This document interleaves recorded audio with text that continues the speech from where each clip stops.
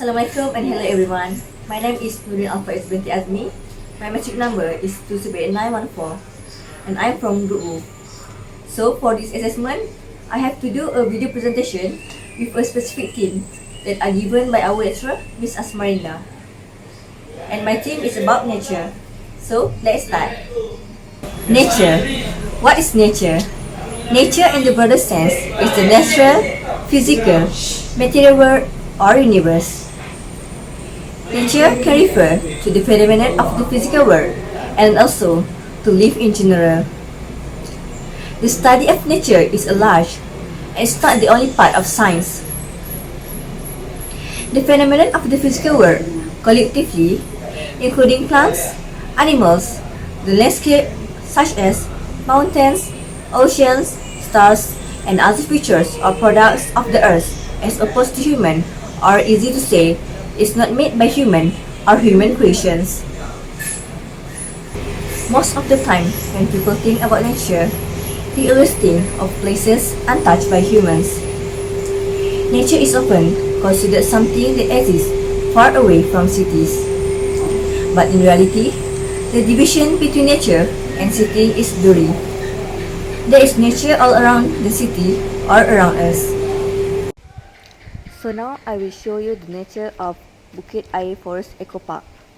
The Bukit Air Forest Eco Park in Kanga Place with its primary and secondary structural geology makes it a unique geosite that is hard to find in other parts of the country. The 3.72 hectare park located in the Bukit Bintang Forest Reserve and near Sungai Batu Pahat Snake and Reptile Park consists of the Sutul Formation, which is believed to have been formed in the ocean environment some 480 million years ago. The place is well known for its beautiful natural surrounding and icy cold clear water at the river and waterfalls. However, it is special because of its primary and secondary structural geology, where formation of travertine can be found along the river. At the waterfalls, there are also several blocks of limestone containing stromatolites, which are layered deposits mainly of limestones that are formed by the growth of blue-green algae, a primary structure formed in shallow water. This makes the park unique, earning it the moniker as the travertine geosite of Sungai Batu Pahat. It is one of the more popular sites for swimming besides Gua Kelam Forest Eco Park and Bukit Joneh Recreation Centre in the state.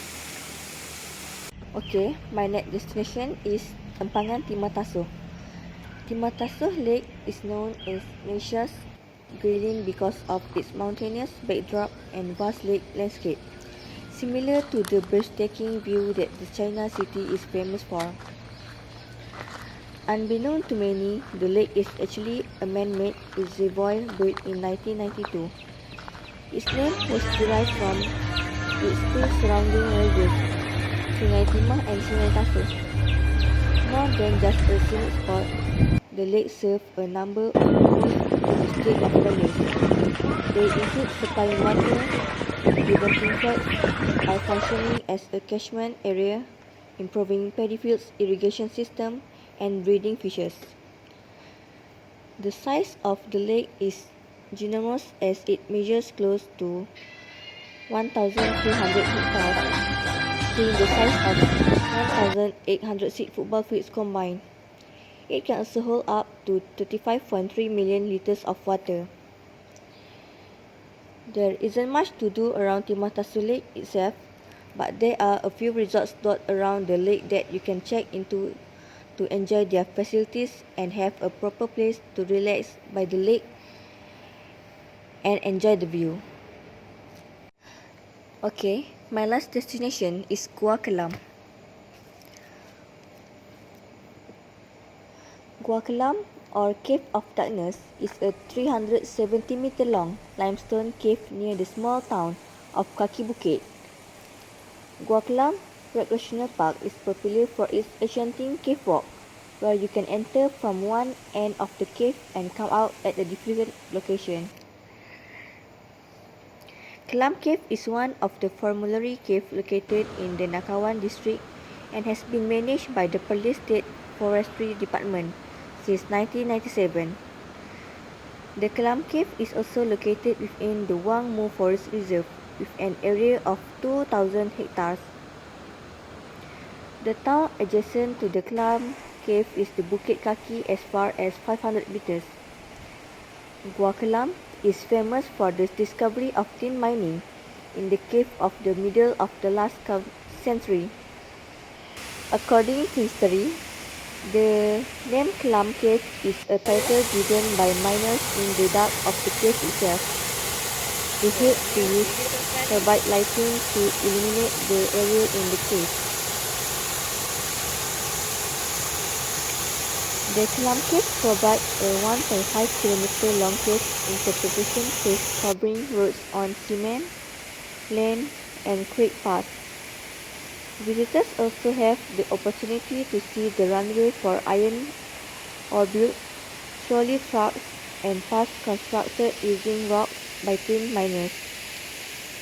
Various kinds of animals such as bats, snakes, spiders, insects, and more in this cave.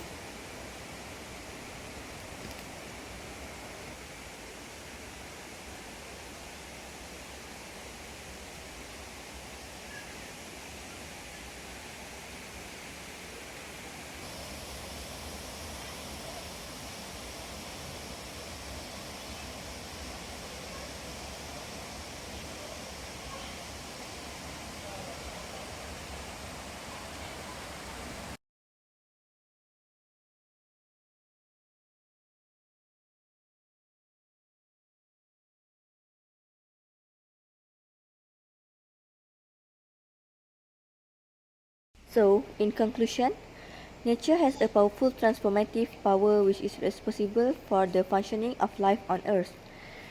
It is essential for mankind to flourish, so it is our duty to conserve it for our future generations. We must stop the selfish activities and try our best to preserve the natural reserve so life can forever be nourished on Earth.